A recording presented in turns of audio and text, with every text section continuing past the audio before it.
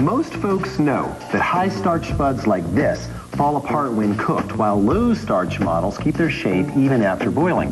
But what if you were to come across a spud you've never seen? How would you know how to cook it? Well, luckily, starch is denser than a brine composed of 1 part salt and 11 parts water. So if the suspect spud sinks, baking is an option. If it floats, it's a witch.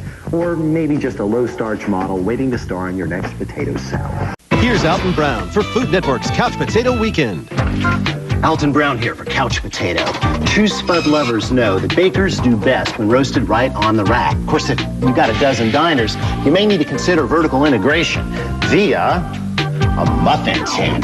Just avoid poking steam vents in the ends of the potatoes sitting down inside the cup. Otherwise, you'll end up with soggy bottoms. Definitely not good eats. No trouble. I was going to make mashed potatoes tonight anyway.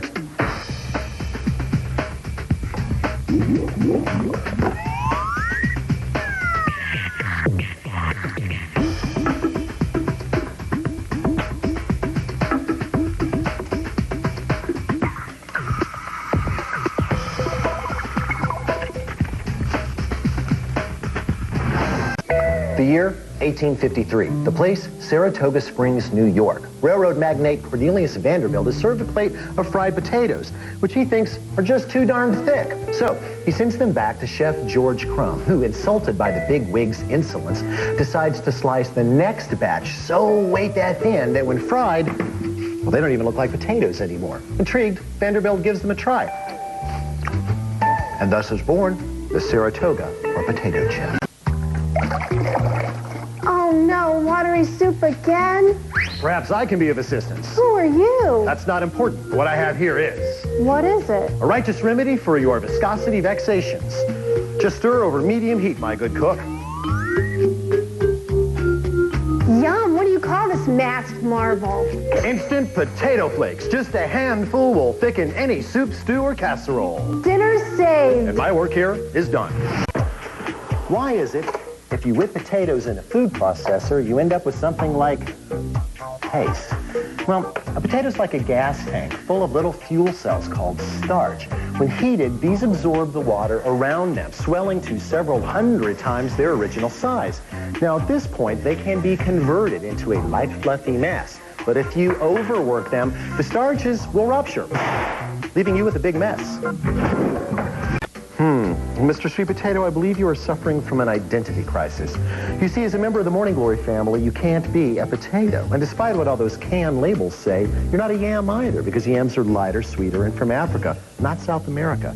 I'm afraid you're going to have to settle for being delicious and nutritious. Now, tell me, what comes to your mind when I say the word marshmallow? Hi, Alton Brown here.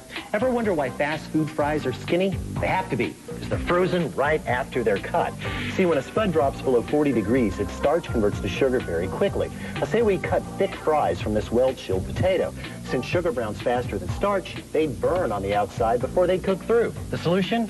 Keep them skinny. Hi, Alton Brown here. According to recent studies, the average American gobbles 142 pounds of potatoes in a year, but only 29% of that is in fresh form. 15% is dehydrated, 14% is potato chips, and 3% is canned. The big winner? Frozen spuds, which make up nearly 40% of our total potato intake.